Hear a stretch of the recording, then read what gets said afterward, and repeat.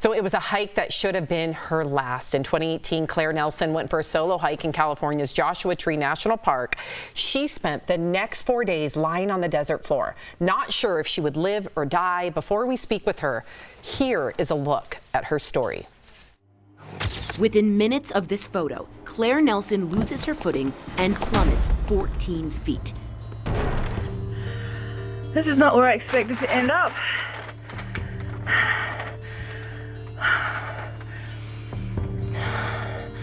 With a shattered pelvis.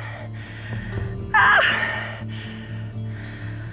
might die here, and I'm really scared that that's the case, and I don't know what to do. I can't get a signal out here.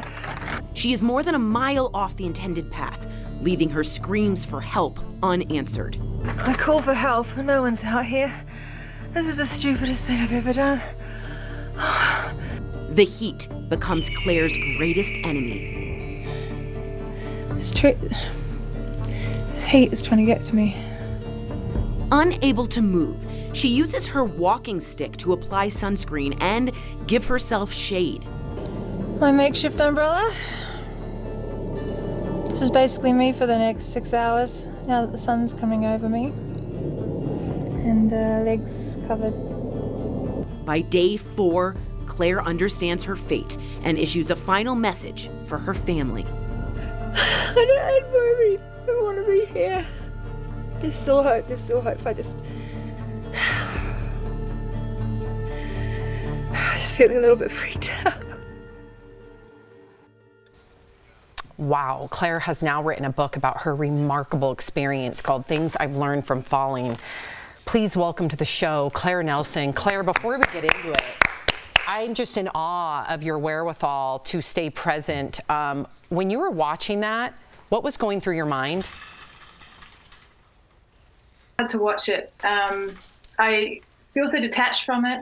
You know, it's like I'm watching myself, and I just want to help. I just want to help her. I can just remember all of the fear that I was feeling in that moment. I have to ask you this. I'm so amazed by your amazing perseverance, but you didn't cry, on video at least, until day 3. Did you hold it together because you kind of didn't want to go there? You didn't want to think I'm there and tears mean that? Or what changed you to cause you to have some tears? I mean, I'm not much of a crier anyway. You know, I tend to keep all my emotions really below the surface. But I think once the shock of the realization that I'm in a situation I might not survive had hit me, I went into survival mode, which for me was definitely you push all the emotions aside and focus on the pragmatic and the practical. Right. What can I do right now to get me out of here? And then by day 3, the hope had gone, and then that's when all the emotions came to the surface. So you only had a gallon of water with you. When did you run out, and what did you do once it was gone? I mean, obviously I planned to go for a day, so I had half a day really. I had half a day's worth of water, and it ran out within 24 hours of me falling and having the accident. And I had been collecting my urine in my empty bottle. I hadn't thought I'd be out there that long, but I was just collecting it to try and stay clean and not smell for attracting animals. And so when I ran out of water, it was just like, well, I have this liquid here. Didn't hesitate. I know it can't sustain you for a long period of time, but in the interim, it saved me. Well, I was going to ask you about that. That was my first thing. I was like, don't go there. So I'm glad you went there, because how else do you survive? It's a survival tactic. Yes. Yeah, it worked. Because of it. Yeah. Desperate times.